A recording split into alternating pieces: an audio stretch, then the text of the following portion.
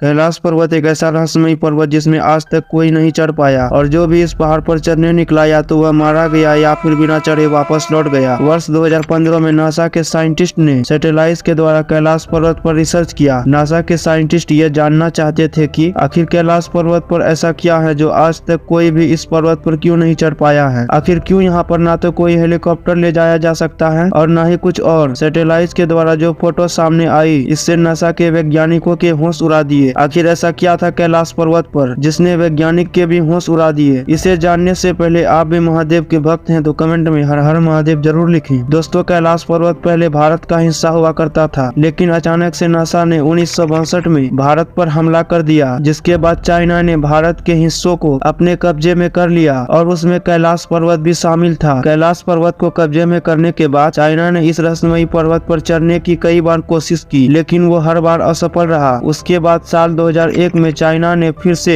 Spain और Russia के कई वैज्ञानिकों के साथ कोलैबोरेट करके इस रहस्यमयी पर्वत पर चढ़ने की कोशिश किया, लेकिन वो लोग सफल तो नहीं रहे। लेकिन उन्होंने कई सारे ऐसे एक्सपीरियंस को बताए हैं जिन्हें सुनने के बाद आपको हैरानी होगी। कर्नल जैक्सन ने अपने एक्सपीरियंस बताते हुए कहा है कि जैसे ही मुझे शिखर तक पहुंचने का रास्ता दिखता तो जैसे ही मैं आगे बढ़ना शुरू करता तो मेरे रास्ते में अचानक से बर्फबारी शुरू हो जाती और मुझे वापस कैंप लौटना पड़ जाता था। और दोस्तों, अब आप ही इसे कोइंसिडेंट माने या फिर महादेव का इशारा, क्योंकि जैसे ही कोई इंसान इस पर्वत पर चढ़ने का कोशिश करता है वैसे ही उसके सामने बर्फबारी कैसे चालू हो सकती है। और इसी तरह से वर्ष 2007 में एक रूसी पर्वतारोही सर्गेई सृष्टिकोन ने अपना एक्सपीरियंस बताया है कि जैसे ही मैं और मेरे टीम कैलाश पर्वत पर कुछ ऊपर चढ़े वैसे ही सर में दर्द होना शुरू हो गया। वो दर्द इतना ज्यादा था कि लग रहा था कि हमारा दिमाग फट जाएगा। इसके बाद फिर हमारे पैरों ने भी जवाब दे दिया और मेरे जबड़े की मांसपेशी तक जम चुकी थी, और मैं चाहे कितना भी ज्यादा चिल्लाने का कोशिश करता मेरे मुंह से आवाज ही नहीं निकल रही थी। सर्गेई सृष्टिकोन ने यह भी बताया है कि चढ़ते हुए मुझे ऐसा भी फील हुआ कि मैं इस पर्वत पर चढ़ने के लायक नहीं हूँ, तो मैं फौरन ही मुड़कर नीचे उतरने लग जाता, तब जाकर मुझे आराम मिला। चाइना ने फिर से कुछ दिनों के बाद कई सारे पर्वतारोही को इस कैलाश पर्वत पर चढ़ने को कहा, लेकिन इस बार पूरी दुनिया ने चाइना के इन हरकतों का इतना ज्यादा विरोध किया कि जिससे चाइना के सरकार को इस पर्वत पर चढ़ने से रोक लगानी पड़ी। रशिया के ऑक्टर मेलेजेस अर्नेस्ट मालदासे इसका कहना यह था कि कैलाश पर्वत कोई प्राकृतिक ढांचा नहीं है, बल्कि ये एक पिरामिड है जो कि कई तरह के सुपर नेचुरल पावर से बना है। उनका कहना था कि कैलाश पर्वत 100 रहस्यमयी पिरामिड से मिलकर बना है और इसका जो मुख है वो सोने, रूबी और क्रिस्टल जैसे अनमोल धातुओं से बना है। वर्तमान समय में कैलाश पर्वत की चढ़ाई पर पूरी तरह से रोक लगा दी, क्योंकि भारत और तिब्बत समेत दुनिया भर के कई लोगों का मानना है कि यह एक पवित्र स्थल है। इसी वजह से इस पर्वत पर किसी को भी चढ़ाई करने नहीं देना चाहिए। कहा जाता है कि 11वीं सदी में एक बौद्ध भिक्षु नीलवेपाही कैलाश पर्वत पर आज तक चढ़ पाया है। दोस्तों, वह इस पवित्र और रहस्यमयी पर्वत पर चढ़कर जिंदा वापस लौटने वाले दुनिया के पहले व्यक्ति थे और इनका जिक्र हमें पौराणिक कहानियों में भी मिलता है। साल 2015 में एक बार नासा ने सैटेलाइट रिसर्च करने का सोचा और सैटेलाइट से कई सारे फोटो भी लिए। सैटेलाइट द्वारा खींचे गए इस फोटो को ध्यान से देखा गया, जिसमें देखा गया कि कैलाश पर्वत के शिखर पर साक्षात भगवान शिव बैठे हुए हैं। इसे सुनने में तो आपको काफी ज्यादा हैरानी होगी, लेकिन ये बिल्कुल सच है। हालांकि ये इमेजेस गूगल पर आपको आसानी से मिल जाएगी। दोस्तों, अगर वीडियो आप लोगों को पसंद आई तो चैनल को सब्सक्राइब जरूर करें और कमेंट में हर हर महादेव जरूर लिखें।